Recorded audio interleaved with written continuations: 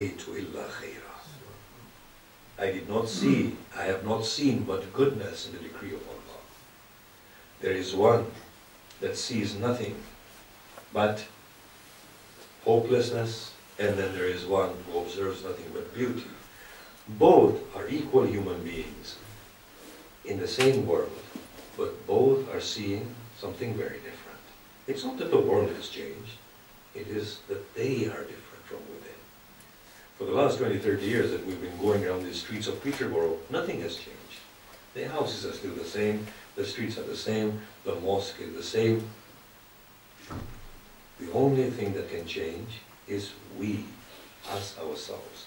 And that is the subject that we want to speak of. Now, when Allah subhanahu wa ta'ala talks with us, we have this tendency of understanding it as something which is not very real, something very arbitrary. Allah subhanahu wa ta'ala stipulates one principle throughout the Quran.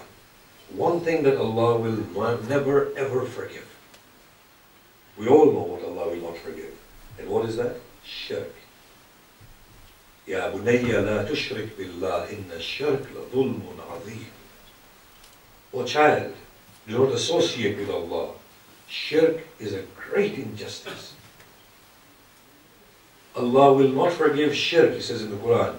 وَيَغْفِرْ دُونَ ذَلِكَ لِمَنْ يَشَاءُ. And He will forgive other than shirk for whoever He wants.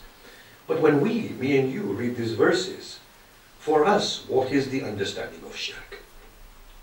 We state the understanding of shirk is that we associate with Allah.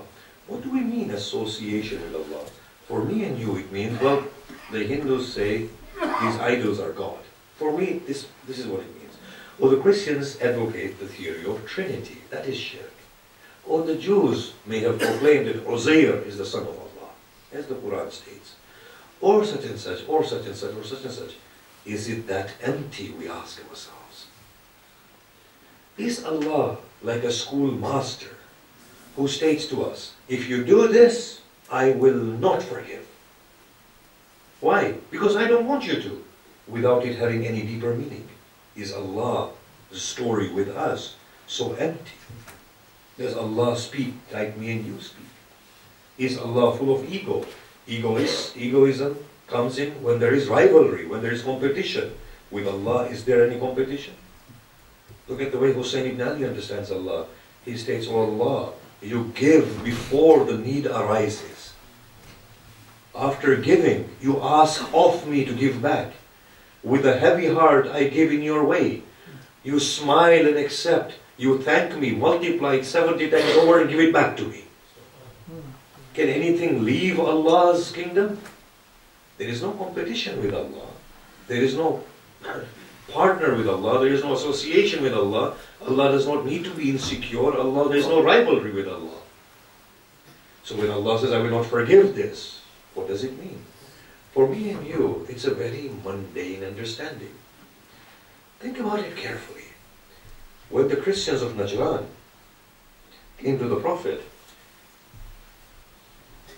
Allah subhanahu wa ta'ala sent down a few verses, maybe 1.5, 2 verses. Indeed, the example of Isa with Allah is like the example of Adam.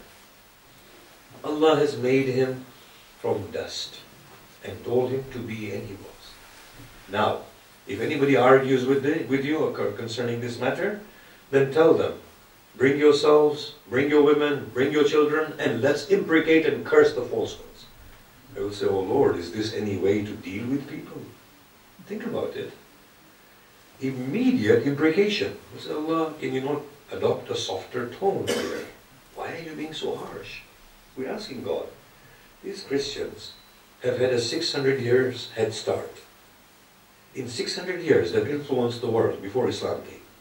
They've influenced the world's law system, philosophy, theology, mysticism, culture, morality. They have governed the world for 6 years, and you, within 2 verses, are doing this for them? Then, okay, if you don't understand this, then let's curse each other. What is this? Think about this very carefully. Allah is saying to them, if you say that Jesus or Isa is the son of God because he doesn't have any father, then Isa doesn't have a father or mother. Then Adam doesn't have father or mother, then Adam should be greater as being the son of God than Jesus. Accept that. If you don't accept that, then accept that Jesus is also a slave of Allah. It's a very simple equation, Allah is saying. It's a very simple equation. Whether you write theses, you write your doctorates on it, you have summits on it, you have debate on it, at the end of the day, it's a simple equation. It doesn't make sense. Don't we have this tendency in the modern world that something is so obviously flawed, doesn't make any sense, and we go around debating it and talking of it, something is unjust, and something wrongful has taken place. We want to look at the Constitution, we want to look at this argument, we want to look at that debate. We say, well, look, at the bottom of it, this is wrong. End of story. That's what Allah is saying, this is wrong. Finish it. No matter how much you debate, no matter how much the Christians have done in the last 600 years, before Islam came, no matter how many intellectuals they might have, how many popes they might have, the point is, the bottom line is this. You are saying Jesus is the son of God because he didn't have father. Adam should be by priority the older brother of Jesus then. And the first son of God. If you don't believe that, then don't believe this. If you believe Jesus is the son of God on those premise and basis, then believe that Adam is a greater son of God. So we ask Allah, why are you so bitter about it? Think about it.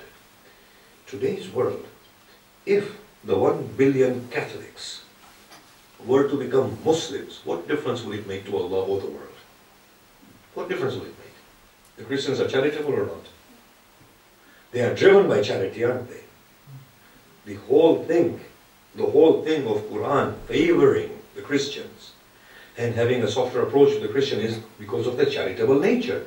The king of Abyssinia was so charitable that he gave refuge to the Muslims who were fleeing persecution. It was their beautiful charitable nature that earned them this veneration and obviously esteemed position within Islam. But if these Christians were to become Muslims today and say, okay, instead of saying Christ is the Son of God, we are saying Christ is not the Son of God, what difference would it make? It wouldn't make any difference. This mundane level of understanding is absolutely misleading. That just because they will say Christ is not the Son of God or Jesus is not the Son of God won't make any difference. It doesn't serve the purpose of God, it doesn't serve the purpose of the world or the individual. Shirk, therefore, must be something profound. It has to be something profound. It has to have a real meaning in the context of the world itself. Allah is saying He will forgive everything other than shirk. Why is He saying this? Oh Allah, are you like me? I'm saying to my children, look, if you don't make me tea, I will not take you out to the restaurant. Is this the same story with you as is with me? How empty is this? When Allah speaks, He is speaking of the eternal truths that are there. And we'll say to Allah, Allah, aren't you the all-forgiving? Isn't it your name, Ar-Rahman? If you stop forgiving, you will not be Allah. You helplessly forgive. You can't help forgiving. And as time is running, I'll just give a little story, and I'll finish. There was a great Sufi master. He acquired a lot of fame. People from all four corners of the land would rush to be in his company. At a point, God became jealous. So when this man was alone, God conversed with him. God inspired him. He said, oh man, you know that you've become very popular, don't you? He said, yes, Lord. He said, and you know that the people who hail you don't know the truth about you. He said, yes. He said, and you know that I know what you really are like. He said, yes, Lord. He said, and you also know, you're also aware, that if I were to disclose and reveal your true nature to the people who crowd in your company, then instead of coming to you for blessing, they would stone you to death. Don't you know that? He said, yes, Lord. So God said, shall I tell them what you really are like? He paused. And he said, oh Lord. He said, yes. He said, you know